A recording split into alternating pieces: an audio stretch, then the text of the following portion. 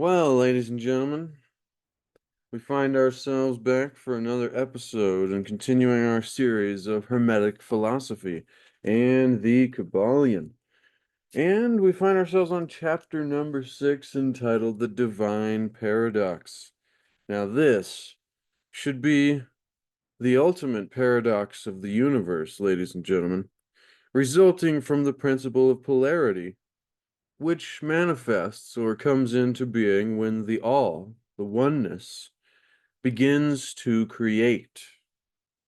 Well, let's see what the caption here at the front of this chapter has to say before we begin diving into what will be a very fascinating and probably a 2 or 3 part chapter, because there is a lot in this one to get to before we get to the all in all. The divine paradox begins by saying, the half-wise, recognizing the comparative unreality of the universe, imagine that they may defy its laws.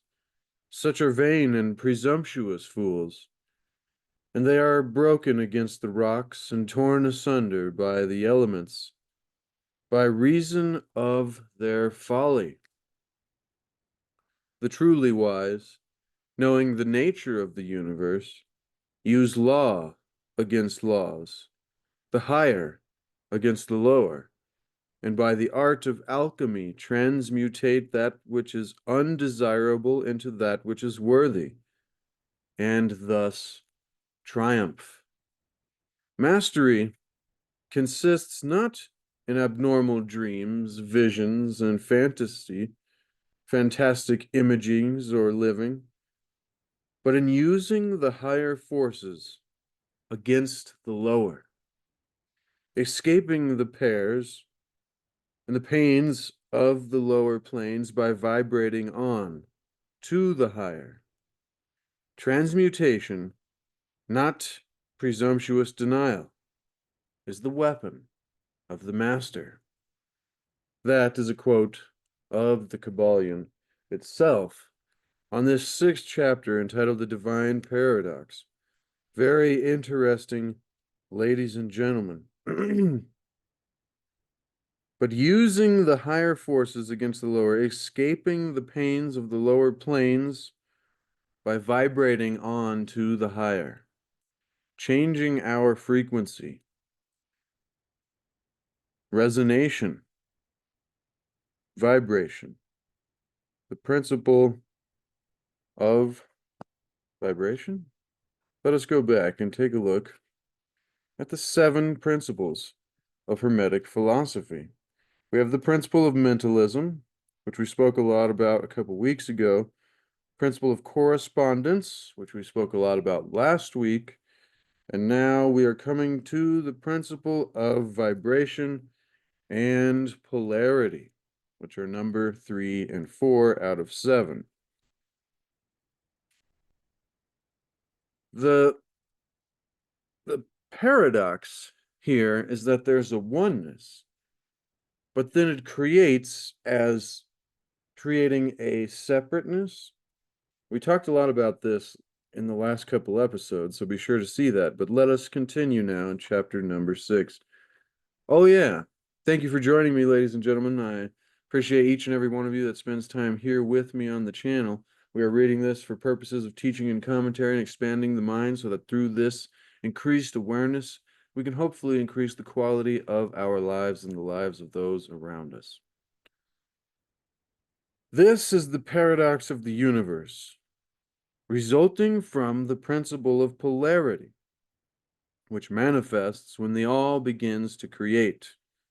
Hearken to it, for it points the difference between half-wisdom and wisdom.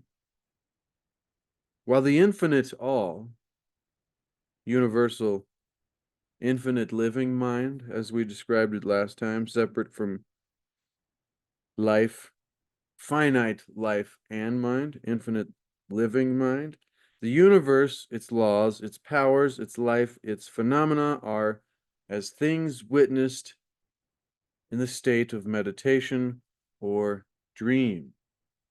Because remember, all is within the mind of the all. The universe is mental. That was the principle of mentalism. But yet to all that is finite, the universe must be treated as real, and life and action and thought, and must be based thereupon accordingly, although with an ever understanding of the higher truth, that it is this illusion, this fantasy, this dream within the mind of God, but to us here actually existing physically in duality, it must be treated as real, and as life and as action. It must be based thereupon accordingly. And so, with that being said, with ever understanding of the higher truth, each according to its own, excuse me, plane and laws. So there was the physical plane, the mental plane, and the spiritual plane, as was described in earlier chapters, as well as in the Hermetica. We did the entire series of that on this channel, so if you missed that, be sure to check that out. And also the Corpus Hermeticum, giving us a deep background of this Hermetic spiritual philosophy, which is what I like to call the wisdom of the ages. And I'm still just a beginner, ladies and gentlemen, so thank you for joining me on this journey of discovery and learning. With that being said, the all, we are to imagine that the all, to imagine, this is, so we imagine that the universe were indeed reality, for there would be no escape then from lower to higher, divineward. Then would the universe become a fixity and progress would become impossible. And so it's saying if there wasn't these other planes, and if all there was just this real life, it's like the Bill Hicks quote, the life is just a ride. But there's those, we get so caught up into the ride that we're like, this just has to be real. This can't be a temporary human experience as a spiritual being. But were the all to imagine that the universe were indeed reality, then it would be a woe to the universe, for there then would be no escape from lower to higher. Then would the universe become a fixity, and progress would become impossible. And if man, owing to half wisdom, acts and lives and thinks of the universe as merely a dream, akin to his own finite dreams, then indeed does it so become for him.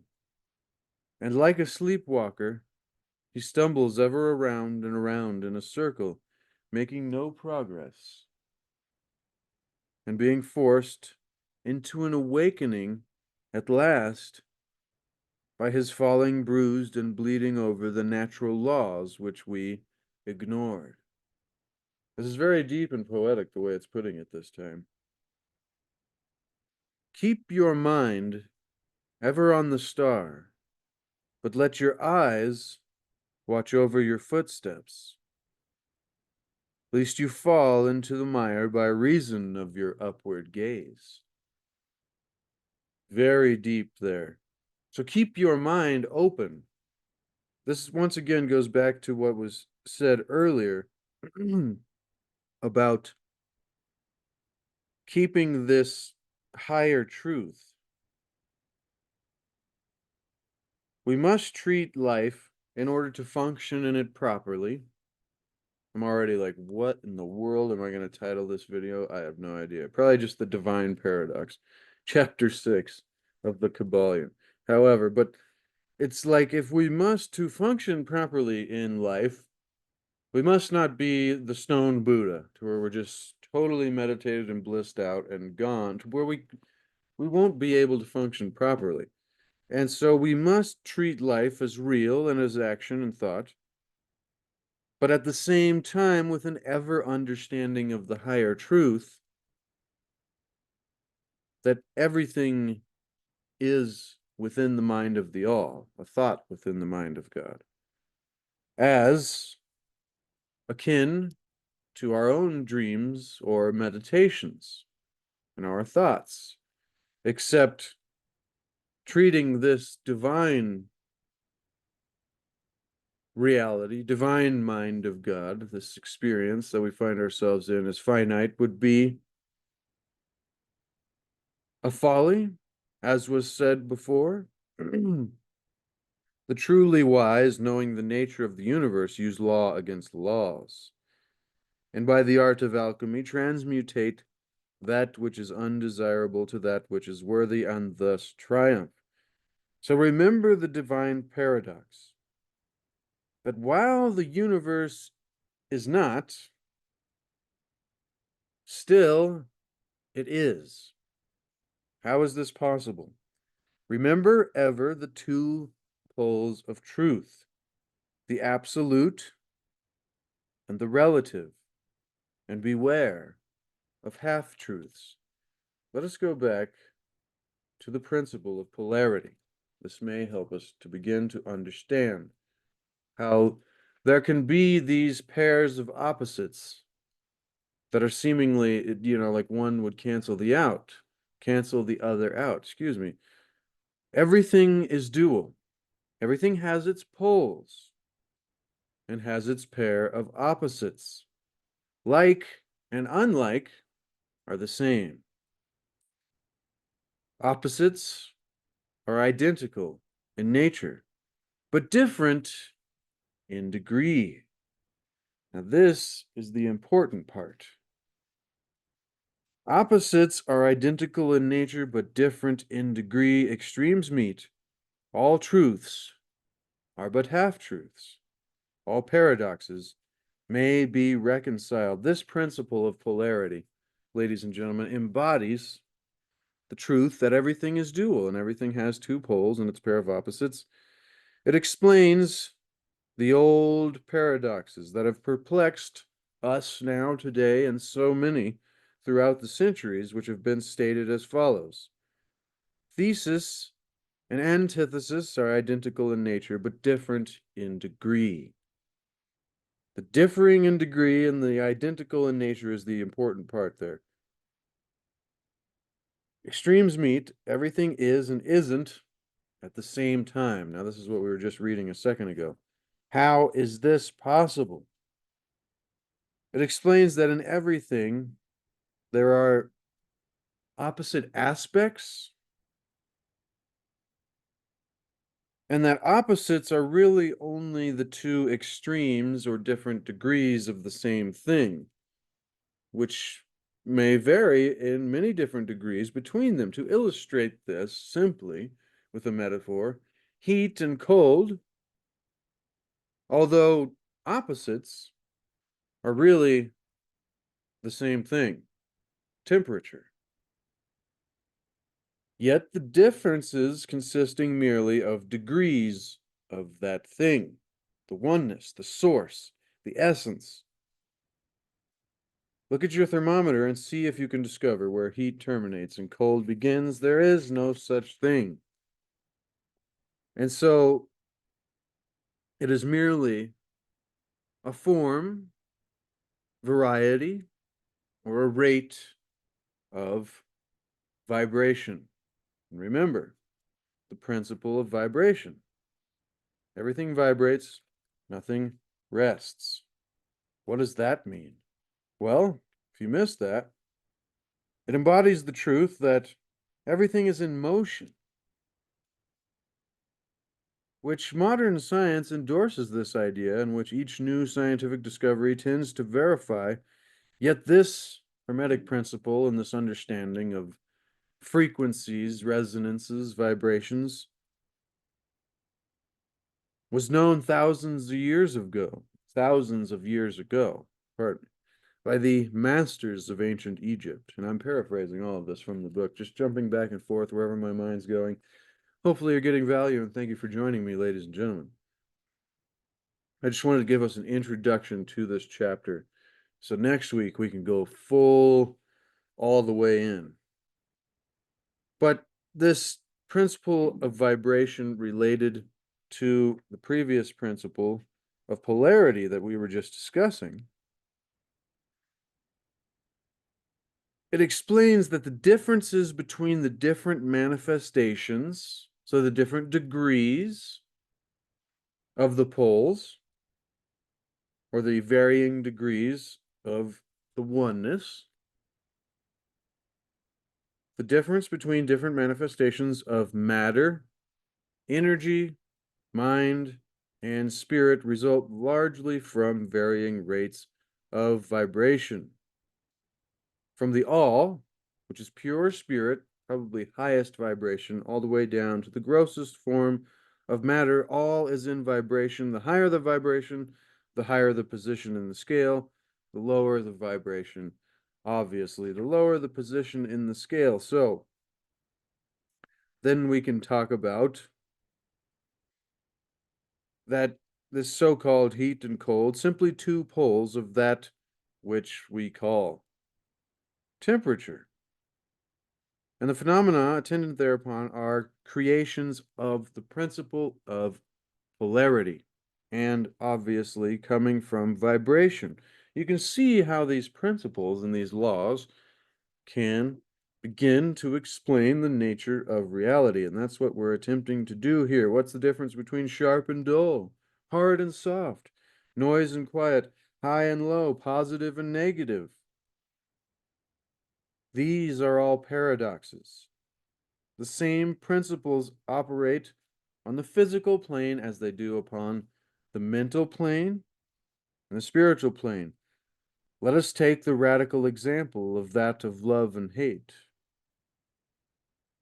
Two mental states apparently totally opposite, yet there are varying degrees of each, and a middle point which would be almost impossible to determine precisely. Now, with all that rambling being said, we're coming back to the divine paradox. This is the paradox of the universe resulting from the principle of polarity and vibration, as which we've seen, which manifests when the oneness, the dream or vision or the thought within the mind of God that all of this is, which we've learned about that before. So if you missed that, be sure to go back and check it out. However, if all of this is within the mind of God, but at the same time we are within it living this real version of it, how is both possible at the same time? How is this an illusion and not real, yet real at the very same time? Well, we're beginning to see that with the descriptions of the principle of polarity and vibration. Let me see. See, this is exactly what Hermes, or Tot, the son of Thoth, of truth to his son Tot. Hermes Trismegistus, his first book. He says, "O my son, write this first book for humanity's sake and for reverence and honor towards the all, towards Atum, towards God. For there can be no spiritual pursuit, religious pursuit, spiritual philosophy more true or just than to seek to know the things that are." I added the word seek there. It simply says, "than to know the things that are, to acknowledge thanks for all things, and to that which hath made them," which what we're describing in the divine paradox, how the all, being one, can then create paradoxically, which thing we shall hope not cease continually to do, acknowledging thanks for this creation that we are a part of.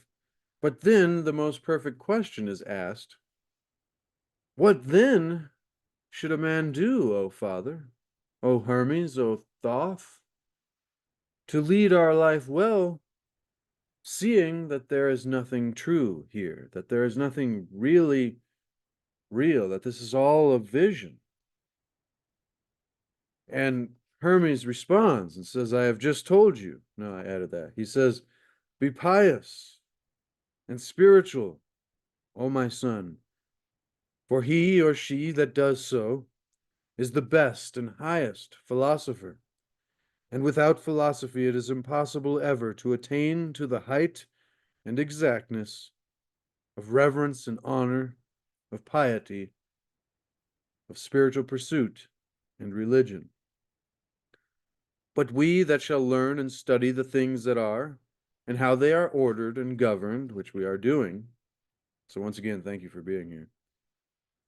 And by whom and for what cause or to what end will acknowledge thanks to the workman, the all, Atum, grand organized design, God. The name is irrelevant because it is all names.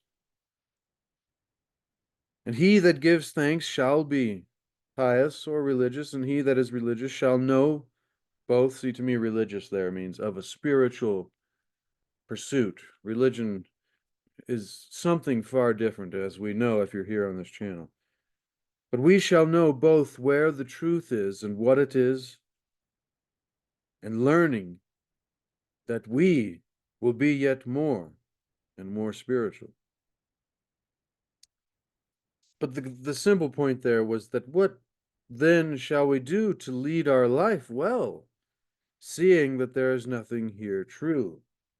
The advice there was to be of a spiritual pursuit and have reverence and honor for creation.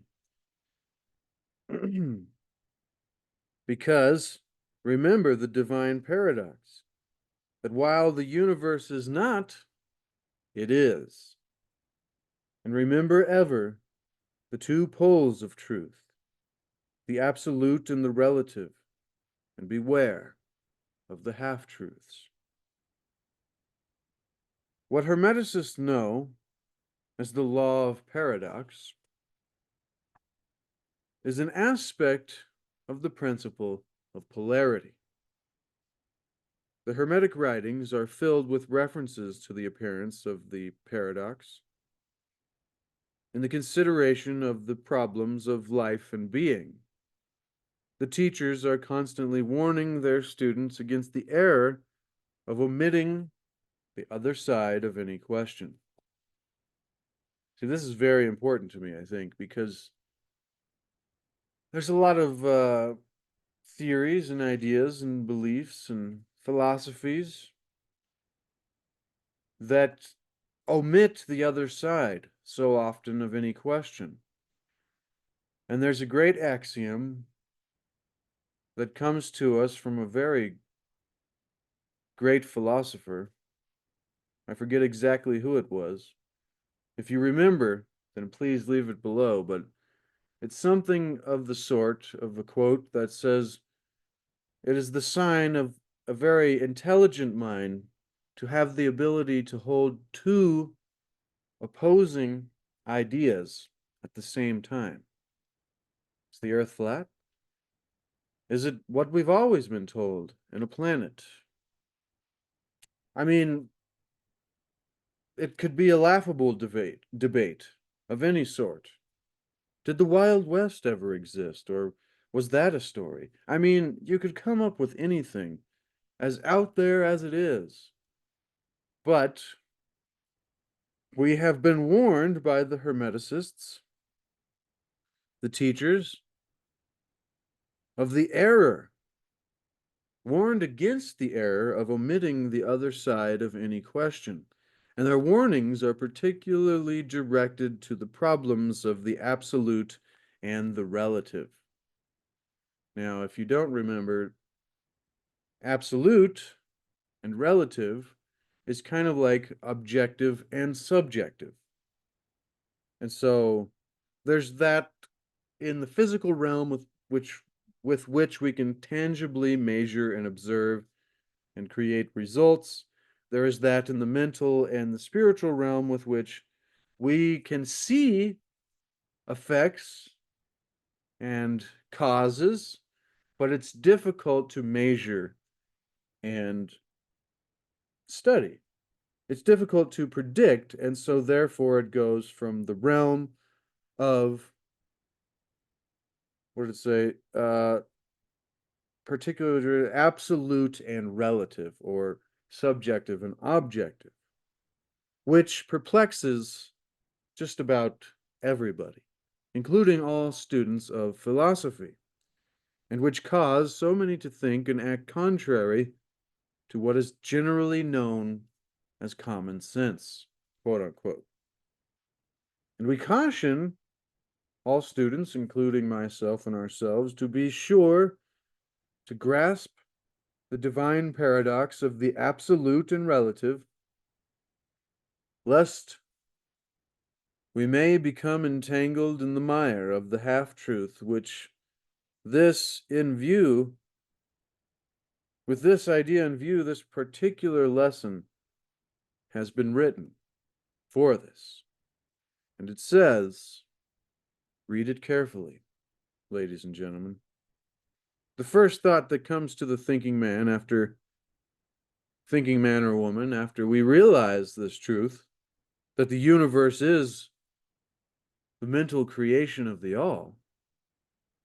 And I mean, that's what this is all about, this whole beginning to this part one to the divine paradox, and looking at polarity and vibration and the paradoxes and the reconciliation of the paradoxes.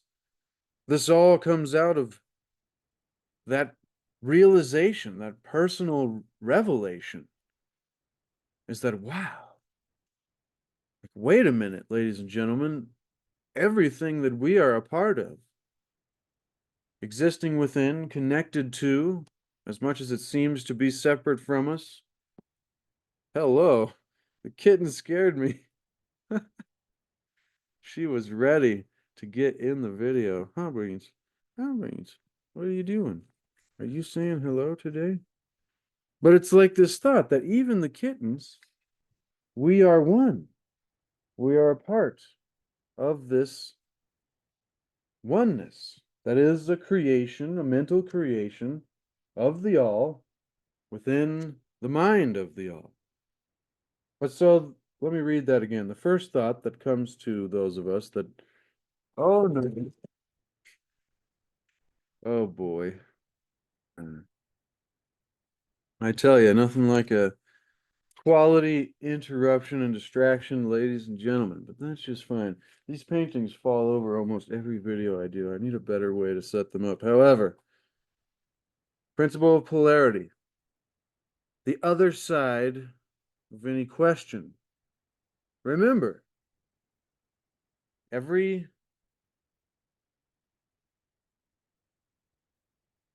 has its poles. Everything has its opposites, but it comes from the oneness. So the two from the one, this is a paradox. How is this possible? This is what we are discussing here. But we are being cautioned to remember and not become entangled in the mire of the half-truth, which would be not grasping the divine paradox of the subjective and the objective, or the absolute and the relative as is being described here. The first thought that comes to the thinking man or woman after we realize the truth is that the universe is a mental creation of God, of the all. And is that the universe and all that it contains, then, knowing that previous understanding, is merely an illusion, an unreality against which idea our instincts revolt, because that just can't be real. It's just got to be real. Our furrows of worry, our bank account, our money, the thrills, the chills, the ups and downs, the funny colors, and this has just got to be real. Well, it is, and it isn't at the same exact time, ladies and gentlemen. This is the divine paradox. This must be considered, like all other great truths, when our instincts begin to revolt against the idea that the universe and our lives and the entire world and everything that we exist within and experience is a mental creation of God and that it can be described as merely an illusion because of that fact. And when our instincts begin to revolt, we must remember, like all other great truths, this must be considered both using the principle of polarity and vibration and also correspondence, as we learned to get about last week. This must be considered both from the absolute view and the relative points of view. From the absolute viewpoint, of course, the universe is in the nature of an illusion or a dream, a phantasmagoria, as compared to the all in itself.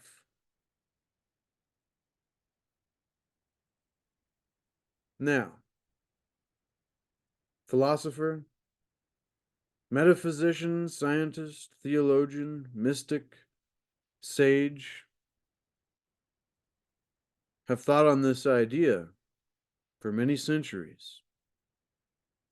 But they all agree upon, well, most will agree upon the idea, and the thought is found in all forms of philosophical thought and religious conceptions, as well as in the theories of the respective schools of metaphysics and theology.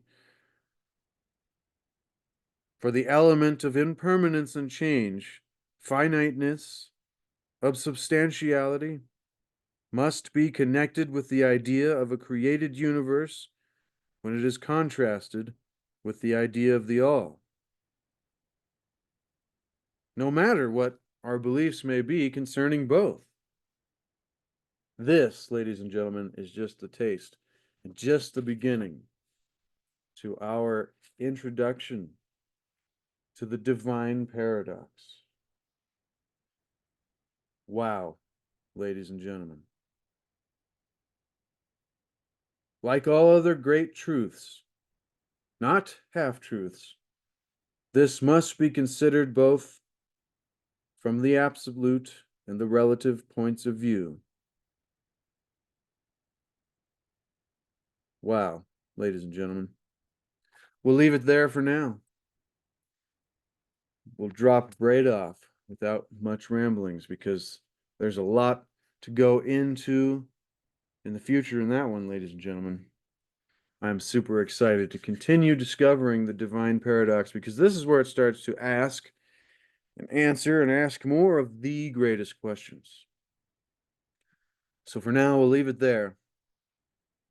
Remember, ladies and gentlemen, to seek to achieve and maintain happiness through enlightenment, through a greater awareness and understanding of the nature of reality. And so hopefully through that awareness, we can increase the quality of our lives and the lives of those around us. Also remember to seek to discover the lost wisdom of the ages and the mysteries of our history.